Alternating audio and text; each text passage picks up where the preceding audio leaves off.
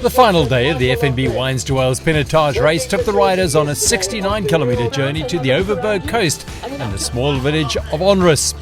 There was a sense of excitement and anticipation as they lined up at the start in Oak Valley. The front rows for the Varsity Sports mountain bike racers locked and loaded and ready to race.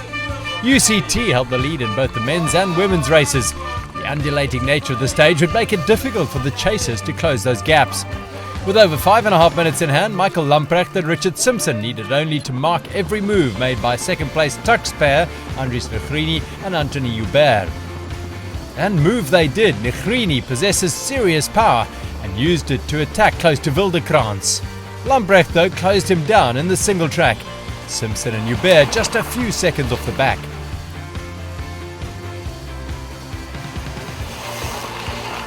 But the Tux pair were determined to go down fighting as they surged again to try and snap the elastic band back to UCT and try and close down that 5-minute gap. Lamprecht and Simpson slipped off the pace by over a minute. Architecture student Negrini was holding nothing back as he led Hubert on their bold charge for victory. UCT had to manage their efforts carefully in the chase. Lamprecht was going well, Simpson a little off the pace. They could ill afford to panic at this stage. Renan van Heerden and Christo Boertus were less than 2 minutes back in third place for the Northwest University. A crash by Negrini set the Tux pair back when they had to stop at the Arthouse water point 42 kilometres in. They had to try and repair a broken handlebar. While stopped, they could only watch on helplessly as Simpson and Lamprecht rode through to regain the lead for UCT.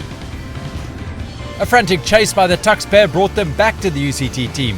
But the cost of that effort was high. Both Negrini and Hubert were running on empty and couldn't respond when Lamprecht and Simpson attacked on the Calvados-Car Road. And that was enough to secure the stage win and put the seal on 3 days of great racing as they also took the overall win in the Varsity Sports competition. Tux's Hubert and Negrini had ignited the final day and were chuffed with their second place finish, broken handlebar and all.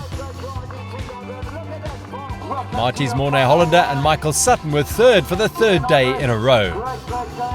The women's race was incredibly tight all the way through the 69-kilometre stage. Mediba's Jean-Marie Roelofsen, Stacey Hislop and Marties Catherine Pellon-Jarman and Susan Krier kept pace with the leaders UCT's Amy Tate and Courtney Webb for much of the stage.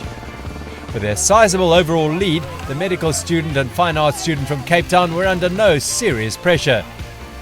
And they kept the pace high enough for long enough to prevent any attacks by the Marties and Mediba's teams. The UCT pair did eventually get away through the Himalaya Valley to open up a handy advantage and cross the line to take their third stage win ahead of Roelofsen Hislop of the Medivas, who had their best day. The Marties pair of Pellon-Jarman and Kruger were in third place. It was a day of celebration and fierce as they left the Elgin-Grabo Valley and snaked down towards their Hohoek Inn. With the sun on their backs and a mild tailwind, they could not have hoped for better conditions. Just reward after 3 days of pretty tough conditions here at the FNB Wines2Whales Pinotage. The Wildekrans single tracks were deserving of the gold medals the estate's wines have earned recently, although there was a watery end for unsuspecting riders as they went off the boardwalk. Hermanus trails through the Himalaya Valley were a serious thrill for everyone, before they were greeted by the beaches of Onrus and the Atlantic Ocean to end 3 days of testing but seriously amazing riding. The FNB Wines2Whales Pinotage had it all this year. High winds, rain, hail, mud and sunshine at last.